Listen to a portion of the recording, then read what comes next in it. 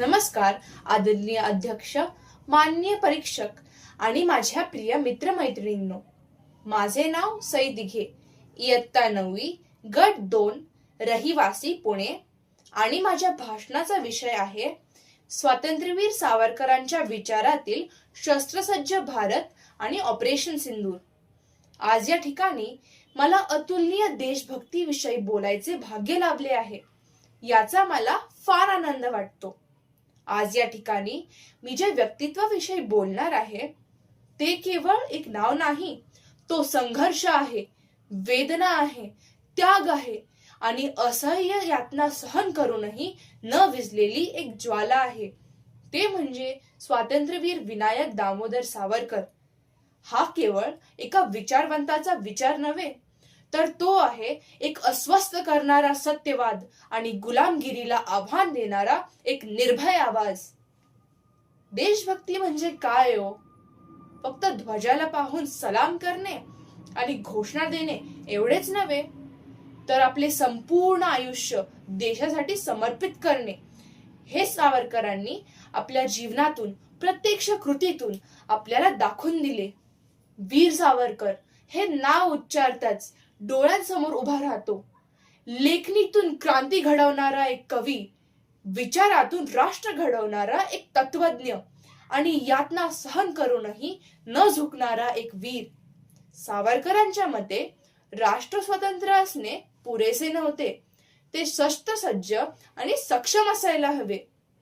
कारण त्यांना इतिहासाने शिकवलेले दुर्बलतेवर दया होत नाही, दुर्बलतेवर आक्रमण होतो. त्यांनी पाहिले होते आपल्या भारतावर परकीय सत्तेने केलेले आक्रमण, आपली संस्कृती, स्त्रिया, देवस्थान यांचे झालेले अपमान. आणि यामागे केवळ एकच कारण होते, ते म्हणजे आपण शस्त्रसज्ज नव्हतो. म्हणूनच सावरकरांनी निर्भयपणे सांगितले, जर शांतता हवी असेल तर शक्ती गरजेची आहे. म्हणून त्यांनी सर्व तरुणांना सांगितले, शरीर बळकट करा, मन निर्भय करा आणि देशासाठी झटायला सदैव तयार राहा. अंदमानच्या काळ्या पाणीच्या शिक्षेचा इतिहास वाचला तर अंगावर काटे येतात. जिथे अनेक क्रांतिकारकांचे मन खचले, अशा या कठीण परिस्थितीत सावरकरांनी देश स्वातंत्र्याच्या स्वप्नाला जिवंत ठेवले. यावरून आपल्या लक्षात येते की सावरकर हे मानसिकदृष्ट्या किती प्रबल असावे.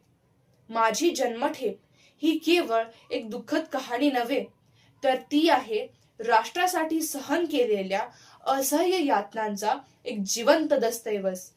कोलू फिरवणे, उपासमार, अपमान, बेड्या, एकाकी कोठडी, साखळ्यात हात जखडलेले, परंतु लेखणी चालूच होती. एकांतवासात बंदिस्त शरीर, पण विचार मात्र देशासाठी धडधडत होते. मित्रांनो, सावरकर हे फक्त भूतकाळातील एक क्रांतिकारक नव्हे, तर ते आजच्या भारताचे वैचारिक शिल्पकार आहेत.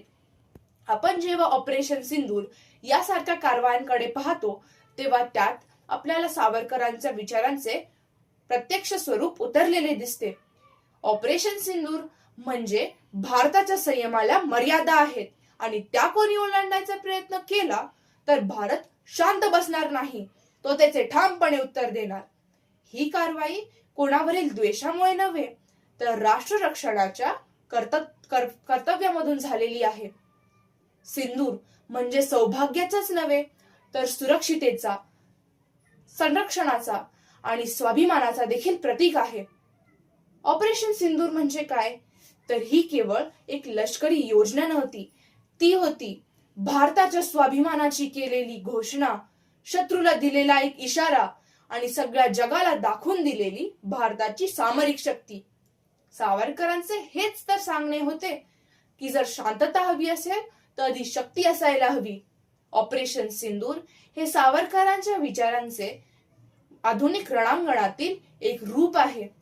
आज जेव्हा भारतीय सैनिक सीमेवर डोळ्यात तेल घालून उभा असतो, तेव्हा त्याच्या मागे उभा असतो सावरकरांचा तो विचार.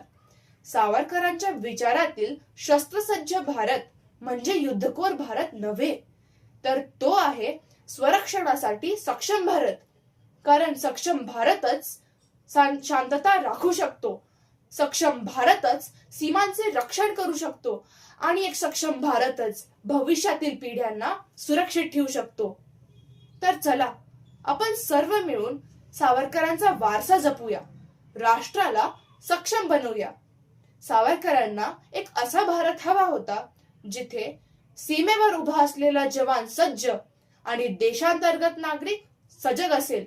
कारण त्यांच्या मते शस्त्रसज्ज होणे हे म्हणजे फक्त सैन्य नव्हे तर राष्ट्रभावनेने जागृत एक समाज आहे. माझ्या प्रिय मित्रांनो, सावरकरांचे देशप्रेम सोयीचे नव्हते, सुरक्षित नव्हते आणि सन्मानासाठी तर अजिबातच नव्हते. ते होते बलिदानासाठी, त्यागासाठी आणि भारत मातेच्या स्वातंत्र्यासाठी. आज आपण मोकळ्या हवेत श्वास घेऊ शकतो कारण कोणीतरी अंधारात घुसमट सहन केली. आज आपण अभिमानाने मी भारतीय आहे असे सांगू शकतो कारण सावरकरांसारख्या वीरांनी आपली लेखणी, विचार आणि आपले संपूर्ण आयुष्य देशासाठी समर्पित करून टाकले. शेवटी जाता जाता इतकेच सांगेन, वीर सावरकर हे केवळ आपला इतिहास नाही तर ती आपली जबाबदारी आहे. जर त्यांच्या लेखणीतून आपले हृदय हलले नाही, जर त्यांच्या कवितेतून आपले डोळे पाणवले नाही तर आपण खऱ्या अर्थाने देशभक्तच नाहीत. सावरकर अजूनही जिवंत आहेत कारण देशासाठी झटणारे कधीही मरत नसतात. आज आपली ही जबाबदारी आहे की सावरकरांना फक्त भाषणातूनच आठवू नये पण त्यांच्या विचाराप्रमाणे वागावे. देशप्रेम म्हणजे घोषणा नव्हे तर कर्तृत्व, शिस्त आणि देशासाठी उभे राहण्याची एक तयारी आहे. तर चला आज आपण भारताला सक्षम बनवूया आणि सावरकरांच्या विचारांना जिवंत ठेवूया. धन्यवाद.